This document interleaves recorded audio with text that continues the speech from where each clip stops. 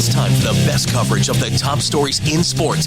The Sports Wrap with Jason Page starts now. Yes, it does. Thank you, Chad Erickson. Was just actually chatting with Chad this morning. Welcome to the show. Lots to do over the next 60 minutes.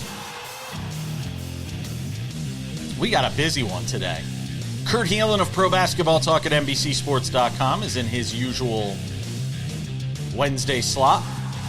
Dianna Russini drops by in 10 minutes to talk about all things NFL as the trade deadline approaches and a whole bunch more. But we start things out in Major League Baseball, and Sam Yarnell is here.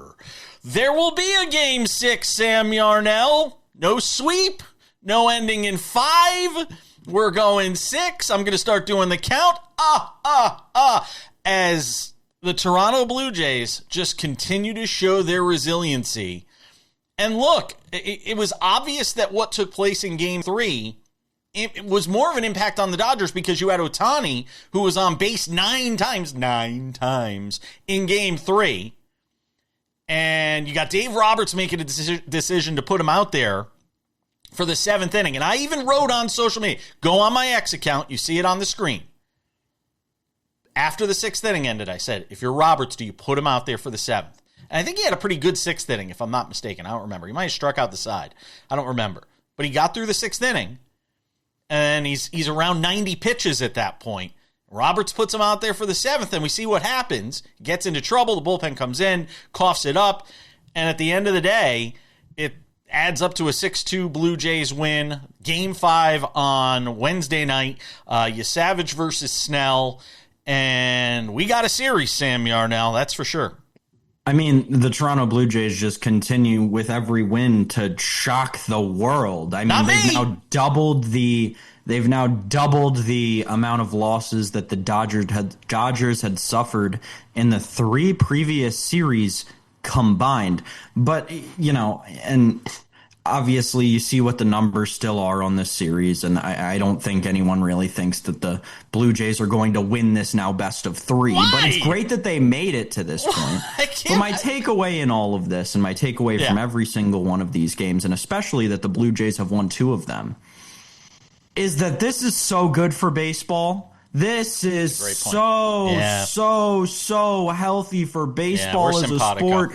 It is. I saw an argument today, and I actually don't even think it's an argument that's that far off center.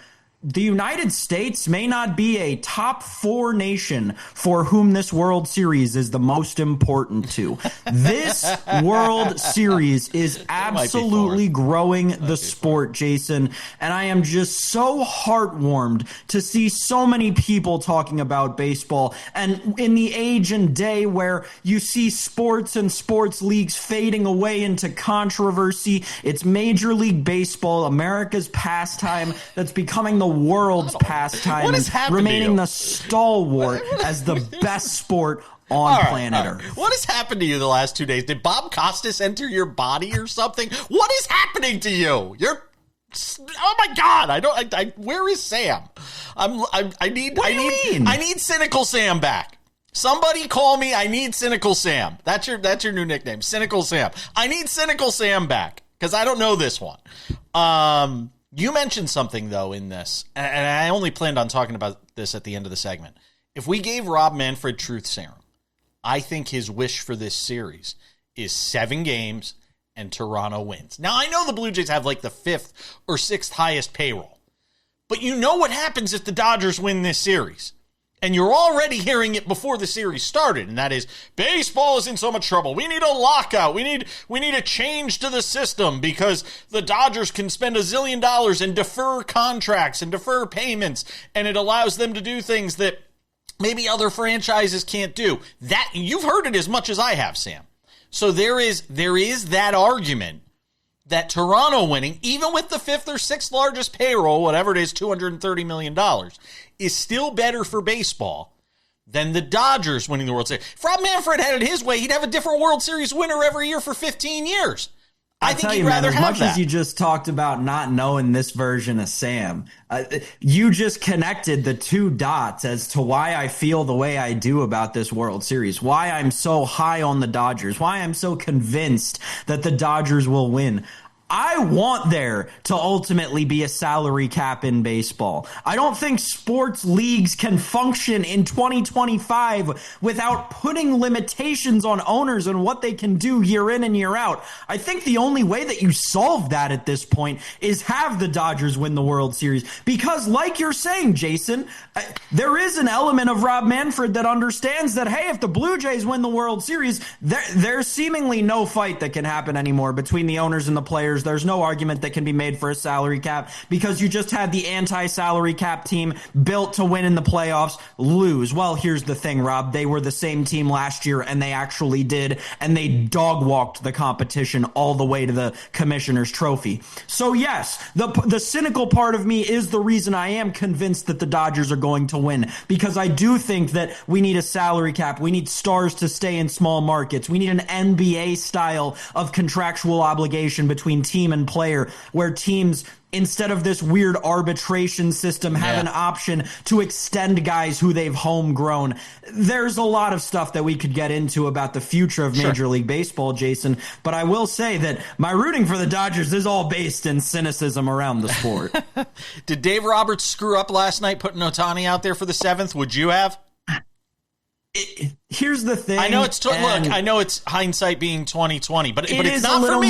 But it's not for me. It's not for me because, like I said, I did say it after the 6th inning, and I've got the receipts to prove it.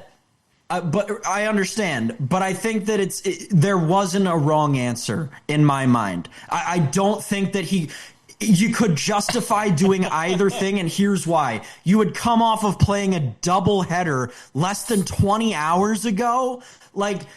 To me, that game, I'm really surprised that the Blue Jays won it because I thought it was just going to be a wash that all came down to talent. Turns out it came down to just how the chips fell, and they fell in Toronto's favor, especially with that decision. Yeah, and look, they are still facing an uphill climb with no George Springer. Obviously, that is a problem for them. Kirk is banged up. But Bichette is starting to hit a little bit, and they need that bat. And, they continue to work counts. And can I just say one other thing? Because if I didn't make it about the Yankees for at least 20 seconds, it wouldn't be a segment where we talk about baseball or a day ending in Y. I honestly feel better about the Yankees not being in the World Series now, and here's why, Sam. They're not this good. And they were never this good now, looking back on it throughout the entire season. Watching these two teams, they are the two best teams in baseball. They are the two best teams in baseball. And I don't know if you can convince me otherwise. Watching the way they play the game. Just my thought. I just dropped that hand grenade. Now I'm going to walk away.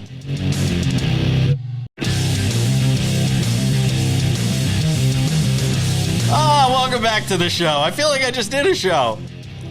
Got a lot to do. Kurt Helin, Pro Basketball Talk at NBCSports.com coming up in 20.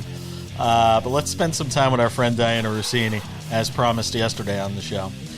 The wonderful Dianna Russini of The Athletic, The New York Times, NFL Insider. I don't want to say senior, because there's nothing about you that looks senior. I don't want to say senior NFL Insider, because you don't look like a senior. I'll take that. I've been drinking more water. They say that's good for the skin. I've been drinking more pink drinks from Starbucks, and look what it's doing for my glowing skin. No? You got to stay off that stuff. I can't. It's like heroin, man. Once they get you in the ecosystem, forget it. You can't nothing get like out. 1,200 calories a day. What's that drink called? It's called a pink drink. Go to Starbucks and order a pink drink. You will not regret it. I promise you. You're going to do it. You will. You're going to do it, and then you're going to text me and say, "Oh my God, I love it." And the next time you come on the show, I'm going to make you talk about it. You're like a drug dealer here, getting me hooked on your own drugs. Let's go. And I live across the street from a Starbucks, so it's a every morning thing. That stuff is crack. It's funny. I write my column that I publish every Saturday at a coffee shop, and it's like a little mom and pop spot. Speaking of that column, it got a lot of attention. I texted you, I think, on Sunday because one of our former colleagues in the industry was a little salty about the Sark stuff, the Steve Sarkisian stuff. You were at the owners' meetings. The trade deadline is approaching. I want to talk about all that, but let's flush out the Sarkisian stuff. and this idea of whether or not, he does land in the NFL, or is it more teams that are interested than him being interested? Where are we in the evolution of that story, if it's evolved any further? Yeah, well, we know right now that the Tennessee Titans are the only team that have an opening, but we know they won't be the only team come January. So his representation has done a really good job of just making sure that people in the NFL, decision makers, are aware that Sark would have interest in the NFL if it were to ever get to that.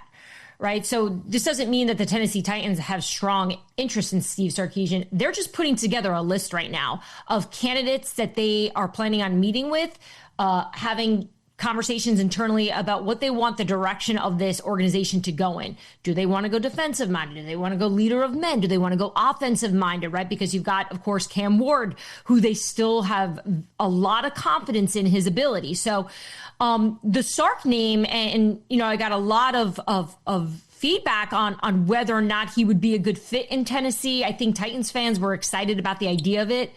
It's obviously still really early. I can tell you from speaking to his agent, Jimmy Sexton, over the phone, Sark is happy coaching Texas right now. He wants to be at Texas right now.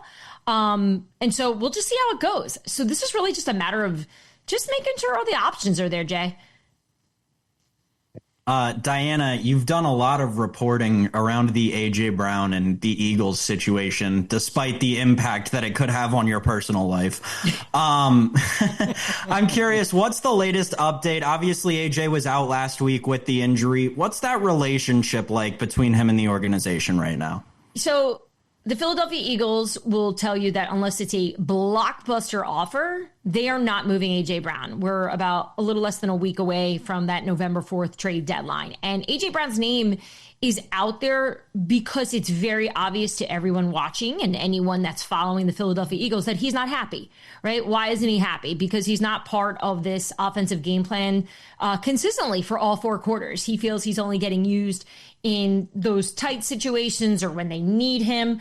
I'm sure we could do a whole show on whether or not he has an argument or not here, and if this is selfish or if this is just somebody that thinks that they can make the team better. All of that, the Eagles are aware, right? They know A.J. Brown is not thrilled, but Nick Sirianni is managing that, and they're trying to do everything they can to build this offense in a way that's run heavy, but that then allows the passing game to open. And I think what we saw last week is what they want to be, right? Like when Saquon is that good, a lot of good things happen. And I think if they can replicate that, that's where they feel that they can really get back to the Super Bowl. How about a thought on Trey Hendrickson? Because could this week be the difference between, if the Bengals win or the Bengals lose, the difference between them making a decision to part ways with Trey Hendrickson in season and get some assets for him? Or yeah, that's exactly where we're at. It's a great point. We are at that point where teams are going, we're in or out, right? And I still don't get the sense that Cincinnati wants to move them right now. This, again, could change after these weekend games, depending on how much they think they can get in return, right? Because you have teams. Pass rush is the number one most craved position right now. And, not in Dallas. Jerry Jones told me they are not looking for a pass rusher. Really? Oh, my God. Yes. I said, not Micah. He said, I take Micah back if I could get all my picks back. Oh, my God. Is there a sense that Burrow's going to be back this year? Yeah, I think so. The timeline isn't as clear to me from when I was talking to people. I think there's hope. There's hope he can get back in December. But you know how these things go. And it is really hard to talk about injuries. And I know I have to do it for a living. But I can't tell you how many times I've discussed even just like something simpler like a hamstring. And it's really individual. You have setbacks, you have guys that push much, you have guys that don't do anything, you have guys that do Pilates. Like there's all these different ways of recovering. And it's really up to the doctors and how Joe feels. So we'll see where the Bengals are at. And I think it would probably be smart of the Bengals to not rush Joe Burrow back if they're not in contention. Sam, you got a quick one here? Because we got one more segment with her, but 30 seconds, Diana. There was a move yesterday that made me do the Windhorse fingers. The Patriots restructured a contract and made two trades that were essentially cap trades for a couple of assets. Is there something or someone new coming to New England? And does their name rhyme with Wax Crosby? Gosh, could you imagine how happy Mike Vrabel would be to have Max Crosby? First of all, those two have a great relationship anyway. I've seen them together at events. They're like each other's dream. But no, I don't think Max Crosby is available. I don't think Myles Garrett is available. I think everyone's looking for the big swing. And look, New England's in a position, they're the opposite of Cincinnati, right? They're in it to win it now. And I mean, I'm still a little surprised that they're this good. 5 straight wins here. So yeah, obviously, I think just the New England Patriots they're sellers and buyers here, and we saw them selling some assets here. We'll see if they're going to sell more. But they are another team. They are looking at trying to get a pass rush. They need more edge guys. They could use another corner. I see them probably getting someone on defense if it's available more than offense, specific to New England. Dianna Russini hanging out with us from The Athletic and The New York Times. More with her. One more segment with Dianna Russini coming up next. Welcome back. Kurt Helin of Pro Basketball Talk at NBCSports.com in 10 minutes to talk about the association. My love for basketball having returned in such a big way. Watching the NBA on NBC, Peacock, the new deal with Prime Video. Dianna Russini is hanging out with us from The Athletic and The New York Times. Does a great job. Their senior NFL insider. And Dianna, is there a sense around the league that this Colts thing is for real? How much are people taking it with a grain of salt? Because they have played a weak schedule. They've beaten the Titans twice. They, clubbing baby seals with the Dolphins, beating the Raiders. All these different things that I added up, and I still say I'm still cautious when trying to project what this team does when they play the Chiefs on the road in a couple of weeks. Yeah. When they get to the playoffs, are they really going to be able to beat the Bills? I'm just not there yet. And maybe I'll get there. Maybe if I see them go into Kansas City and beat the Chiefs, I'm just not there yet. What are you hearing from people around the league when it comes to the Colts? I think you specifically remember too much Giants quarterbacking. And I think you keep thinking Daniel Jones is going to turn into the pumpkin. That seems to always be at the center of people's arguments of why they don't think Indy can do it. And on the other side of it, I've had people compare Indy to the Philadelphia Eagles of last year, with obviously Jonathan Taylor having a kind of season that we saw in Saquon, Tyler Warren just being a magic show for them. He's been exceptional. You can make an argument. You've got a Coach of the Year candidate, you got a Comeback Player of the Year candidate, and Daniel Jones. You have Offensive Player of the Year candidate, and Jonathan Taylor, Rookie of the Year, and Tyler Warren. Like, when you start thinking about it, it's like, okay, maybe we got to take these guys seriously. I know Indy has a lot of belief and confidence in Daniel Jones. They haven't worked on his deal just yet, but I think this is just a matter of time. One of those things where they're like, wow, we hit this and we hit it right. So yeah, I'm with you though. Like, I want to see them against these bigger teams. But just based on people that are watching them with Lou Anarumo calling this defense, they've got all the ingredients here to continue this run. Dianna, Tyler Shuck. I bet you didn't think you were going to get a Tyler Shuck question today.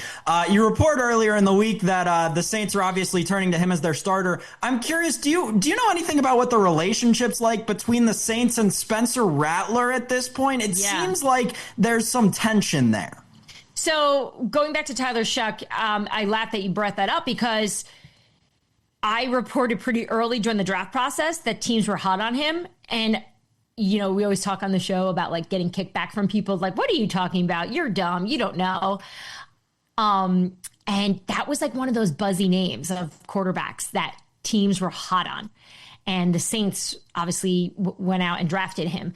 And look, they've been practicing patience there with him. They've been excited to see what he can be. But Spencer Rattler, okay, he is one of these quarterbacks. When I talk to defensive coordinators, nobody ever says to me like, this guy can't play or this guy stinks. They always highlight him, which isn't always the case with every quarterback that teams are facing. Like usually guys will, when they let their guard down, they're really ripping to quarterbacks like this guy can't do this. I think he can play.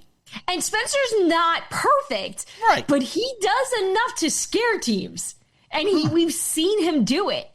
And I think that's why a lot of people around the league respect him. So I do think that Kellen Moore is going to have to make a call on what he wants to do here, because as we just laid out, like he still has some traits. Maybe it's just a little bit more coaching, a little bit more experience, which he's gotten plenty of now. So I just think it's too early to make a call on what direction the Saints go in here. Can I ask you about the Giants? Because between Malik Neighbors, now the Scadaboo injury, the way they lost to Denver, the loss against the Saints, I'm trying to figure out what the future of this franchise looks like. Obviously, this year is a lost year between the injuries, the quarterback change, all of that.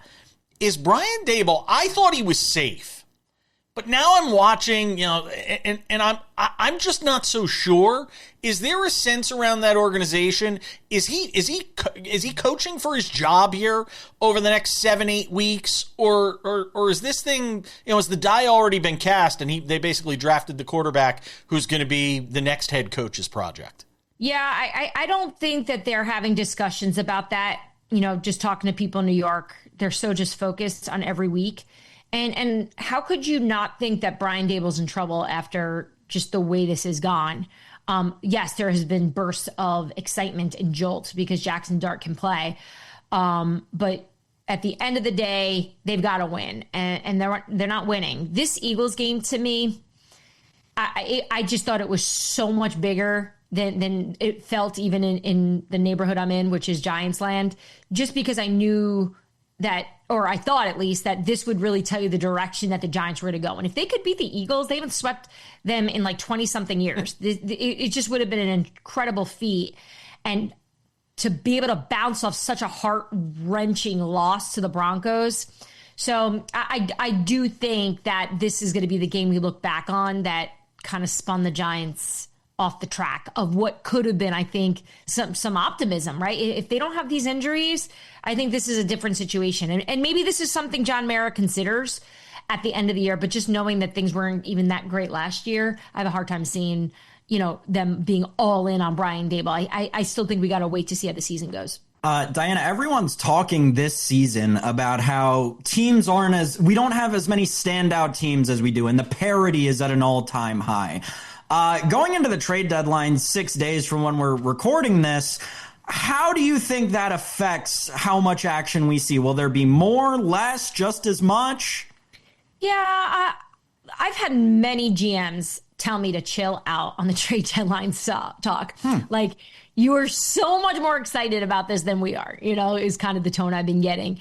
I think everyone has needs. I just don't think that there's a lot of great players available. In fact, Jerry Jones said that to me straight up. He's like, of course I want to get better. Of course I want to get more players. They're not just hanging on trees. They're not just there. Of course, if you're in Jerry's situation, though, you've got tons of ability to do it if you really want to do it, if you think there's a player. But the supply and demand doesn't exactly match up at this point. So, look, I still think that stuff will happen. I just don't think we're going to have like a Devontae Adams kind of excitement like we saw last year. All right. So Diana's prediction, quiet trade deadline. I'm breaking the headline. No, I'm kidding. You're not saying quiet. You're not saying quiet. Throw me into the fire with everything Why else. not? Listen, I live for watching what people tweet about you. Like that's apparently become my life. I got to check in on you, make sure you're okay. Sure. I know my sister-in-law does it. She loves it. She like lives for the comment section. She's like, the meaner the better. She thinks they're funny. I think they're funny too. Some people can be good. Like the way they be creative. So mean, yeah, be mean, funny. But be creative. That's all we want. As creators, that's where we are. Yeah. Yes, that's how I feel. If you're gonna take time to write in the comment section under the article, be creative. So, Dianna Russini, The Athletic, and the New York Times. Thank you, my friend. It's always a pleasure. Thanks, guys. Welcome back from the NFL to the NBA.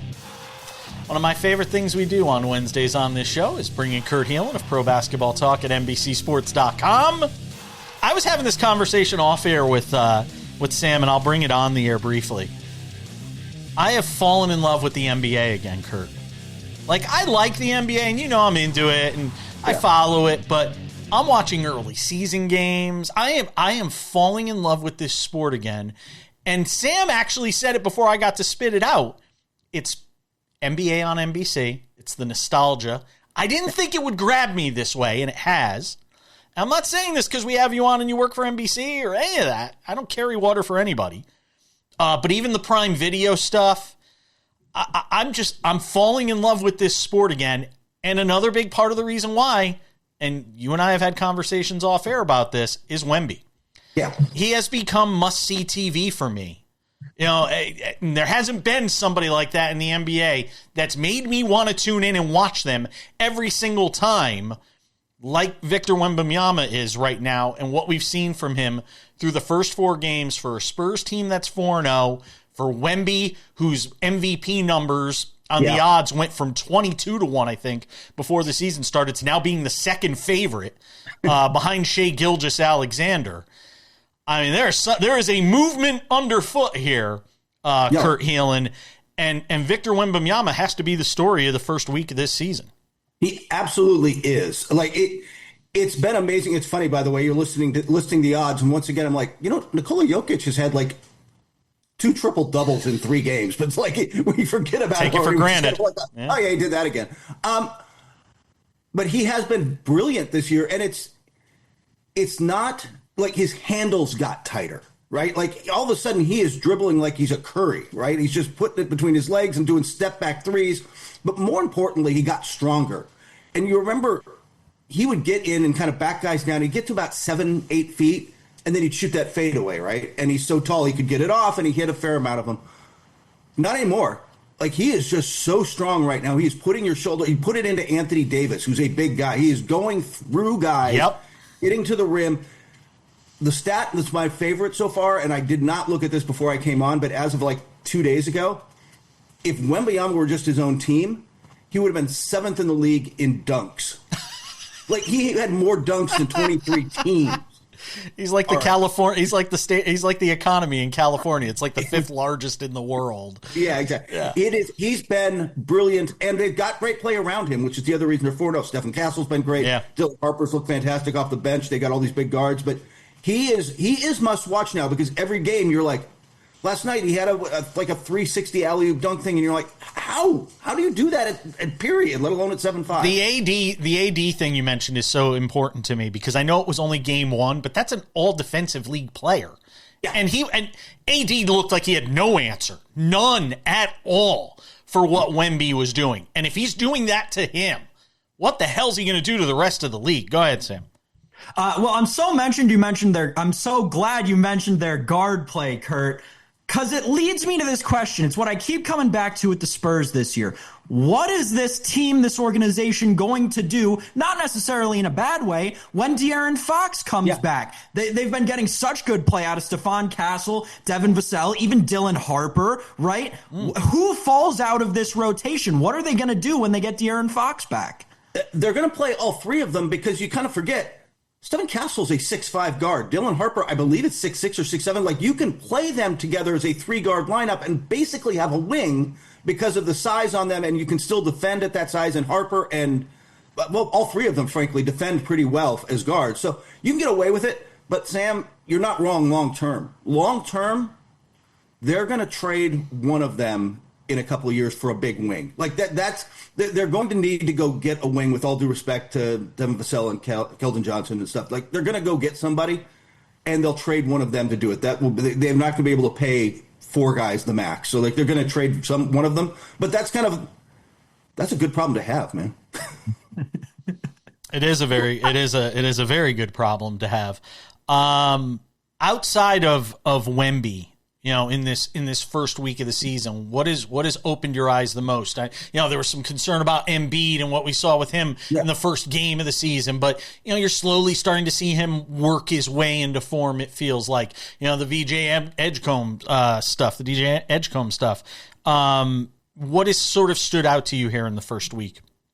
A couple of things. Philadelphia, though, you mentioned, I'm glad you brought them up, because we're seeing the transition there, right? Like, Embiid's kind of getting back, and eventually Paul George will come back. That's Tyrese Maxey's team.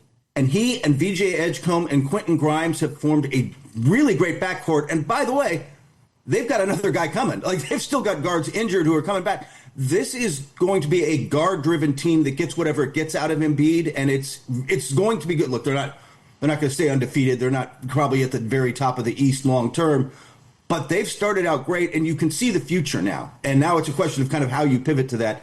I think the other things that have been interesting is Cooper Flagg as a point forward. Man, you get what you get when you put. Look, he hasn't been bad by any stretch of the imagination, but he struggled at points because. Is this on Jason Kidd in part? Is this on Jason Kidd in part for how he's using him? Look, they wanted to throw him in the fire and have him do this, and they made that comeback the other night when Cooper Flagg was on the bench and kind of against Oklahoma. Now, Cooper Flagg, again, I feel bad for him. Hey, you're a rookie. We want you to have the ball in your hand and kind of initiate the offense. And by the way, here's Lou Dort and the rest of the Oklahoma City defense. Have fun.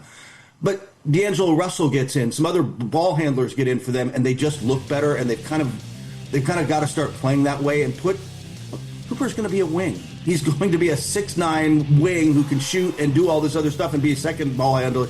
You got to get him out of the point. Sam's actually got something else on the Mavericks, and we're going to get to it coming up on the other side as we continue the conversation with Kurt Helin of Pro Basketball Talk at NBCSports.com on this Wednesday edition of Sports Wrap. We got a lot more to do. Don't go anywhere.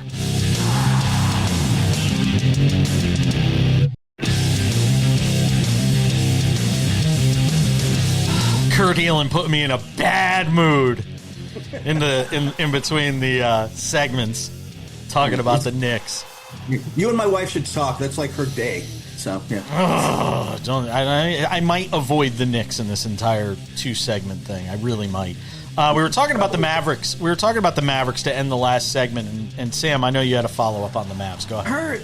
My thing on the Mavericks is just talking about a fan base that's upset right now. When do they start to panic this season? They don't look like what I know it's been, 5 games, but they don't look like what we thought they were going to look like. Cooper Flagg doesn't look like he should have been as big of a favorite for Rookie of the Year as he was. And Klay Thompson looks like his shot might be just altogether gone. When do the Mavericks start to panic?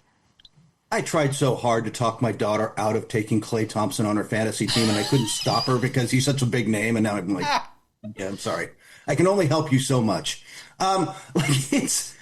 They're not at panic mode yet because they saw this as a little bit of a gap year, not in a quite in the Boston, Indiana way. They thought they would be pretty good, but you put Kyrie Irving back on this team, and it just makes a lot more sense. Like everything, the pieces start to fit together a lot better.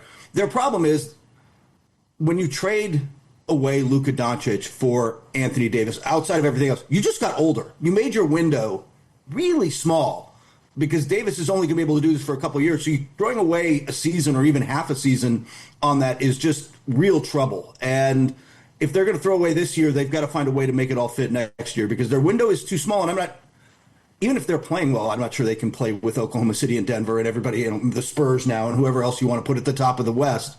But Nico's the guy who pays the price for this now because Kid just got his extension. He's not going anywhere.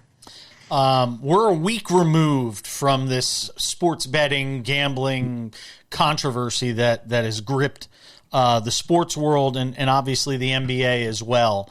A week removed, we've heard from Adam Silver. What's going on behind the scenes around the league to sort of reel this story in? And, you've got players who are upset, talking about the Players Association, talking about protections for players. We heard Jaylen Brown talk about that. Where is this a week removed from the big splash of the headline in all of this?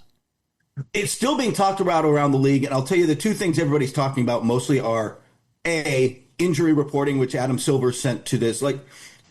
It's a tricky situation. What did Charlotte know before the trade?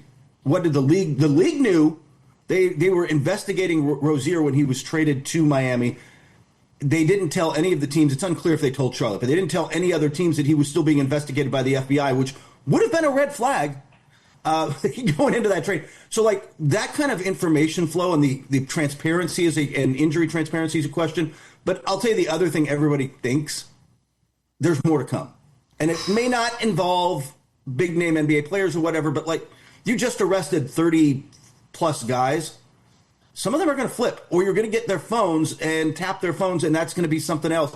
There's more to come on this, and the league is just kind of bracing for this because they're frustrated. They've had this fantastic play with Wemby and all these guys on the court, and everybody watching and talking about it, and we're talking about aspiration and the Clippers and betting scandals. One quick follow-up on this, where I think Adam Silver and the league have to take a hit, and that's the Chauncey Billups side of this.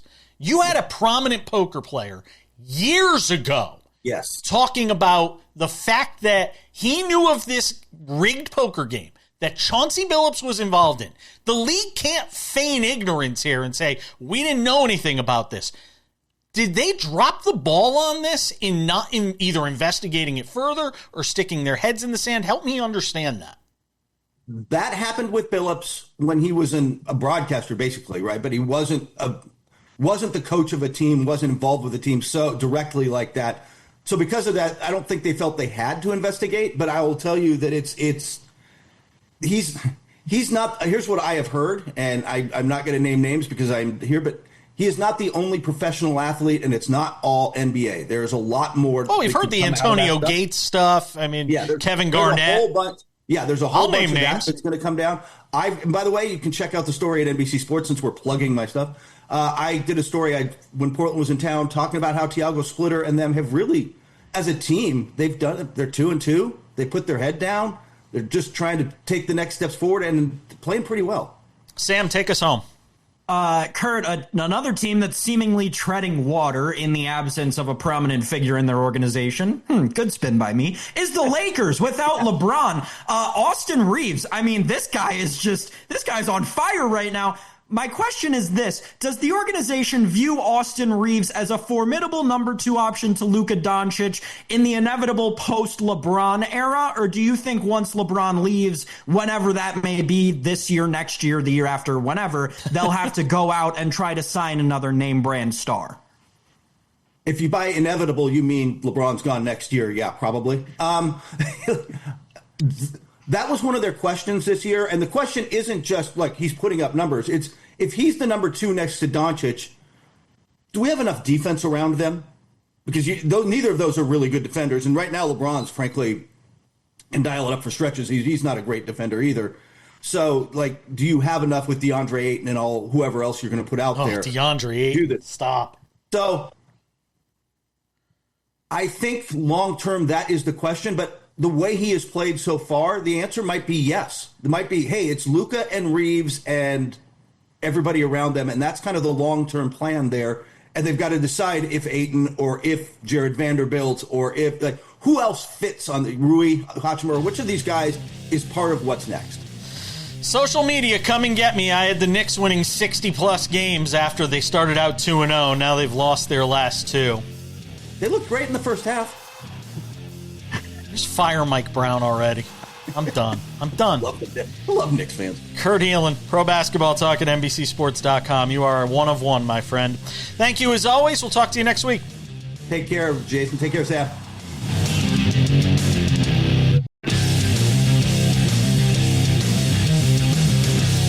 Just about time to put the wraps on this baby for a Wednesday.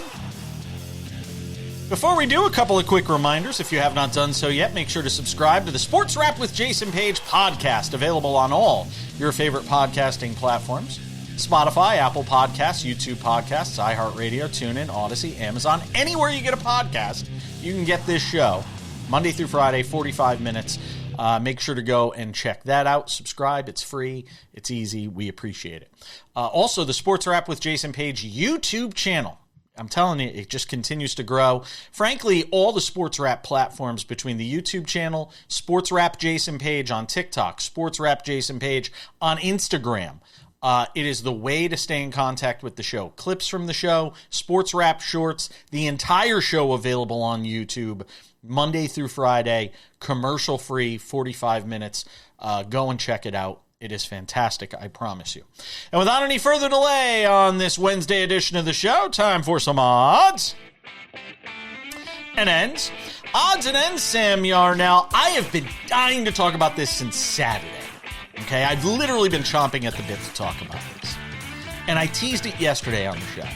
And I thought it was a great way to end the show because we started with baseball, we had Kurt Helin in the middle, and now I'm going to bring it all together. We're landing the plane, baby. I've been thinking about this. I want to write a column on it, too. The idea, we talk so much about what Shohei Ohtani has meant to Major League Baseball, what he continues to mean to baseball, and what he's done in this World Series, and what he's done, the 3 home run, 10 strikeout performance to close out the Brewers in the NLCS. And I watch this, and I think about him as the future and the face of baseball. And I watch what Victor Wembanyama has done in parts of his first 2 seasons. Injuries be damned. By the way, similar to Shohei Ohtani, dealing with injuries early in his career. And then what Victor Wembanyama has done to start this season, what it's meant to the Spurs franchise. They're 4-0 out of the gate. And I ask myself the question of whether or not Victor Wembanyama can be for the NBA what Shohei Ohtani has been for baseball. That next face, that person to carry the sport into the future. Because we keep asking this question in the NBA. Who's the next face? Who's the next personality? Who's the next star to carry the game forward? Is it Anthony Edwards? Is it Luka Doncic? Is it Cooper Flagg? Is it whoever? And just throw your name into the hat. And it feels to me like there is some parallel here between Wemby, who is an incredibly talented future star of the game, and I think the future of the game, and freakish talent, freakish size, all of this, what he's doing. And comparing that to Ohtani and saying, there's a parallel here. I wanted to get your thoughts on it as we start this NBA season and end this baseball season and bring it all together. I don't know what's gotten into me today, but I agree with the comparison. I want to take it from a different angle because I talked earlier in the show about what's been so great for this World Series, and it's growing the game and how important it's been internationally outside of the United States. And what is like one of the biggest things about Victor Wembanyama? It's that he's an international superstar. It's that he's brought all these European eyeballs, more so than Nikola Jokic even, or Luka Doncic. But he is kind of embodied the new face of this European rise in the NBA. And I think that when you see sports leagues tap into relatively new demographics, it takes a superstar, right? And you can go back through all the different demographics that have joined all the different American sports leagues over the last 100 years, right? But every time, it takes a superstar. And I'm not saying that Nikola Jokic isn't one, and I'm not saying that Luka Doncic isn't one. I'm just saying I think they walk so that Wemby can run. And it feels like he's finally starting to at least jog in the NBA in terms of superstardom. Yeah, I think that's and like I said, who knows how all this plays out? If Wemby continues to have injury problems throughout his career at that size, and he's still growing. He went from like 7'4" last year to 7'5" this year. Like, it's mind-boggling to think of this. Athlete. I hate to use this comparison because people are going to think I'm insulting him. He looks like a giraffe out on the floor, and he's graceful and it's elegant, and you listen to him talk. And you hear these stories about the type of person he is. And he has the ability to be not just this transformative figure for the NBA, but I think this transformative figure for sports. And how interesting is it, Sam? This is going to drive a certain segment of the population will just say, Daddy, that both of the biggest stars potentially in all of sports, one is Japanese, doesn't even speak English on TV, and the other's from France. And that's going to drive some people nuts. But it just goes to the nature of the internationalism that we have in sports these days, Sam. Well, I think that there's an element of it to say that the American sports culture has certainly fallen behind that of the rest of the world in the last 5 to 10 years, and you're finally seeing the embodiment of that in professional sports leagues, but that's a different conversation that we could do an entire show about. I'll say this from a ball perspective, because you were talking about the elegance and grace. it's like he's the combination of every great big that you've ever seen, right? He's got the length of wilt. But he's got the guard defensive skills. acumen. Right. He's got the ball handling skills of like Magic Johnson, but he's got the post moves of Kareem, right? That's crazy. He's got the defensive acumen of Dikembe Mutombo. Yeah. It's just like every good element combined into one. He's a freak. He is in a great way. We got to go. Thank you to Dianna Russini, Kurt Helin, you, Sam Yarnell. All of you for watching as well. We'll see you back here on Thursday for another edition of Sports Wrap.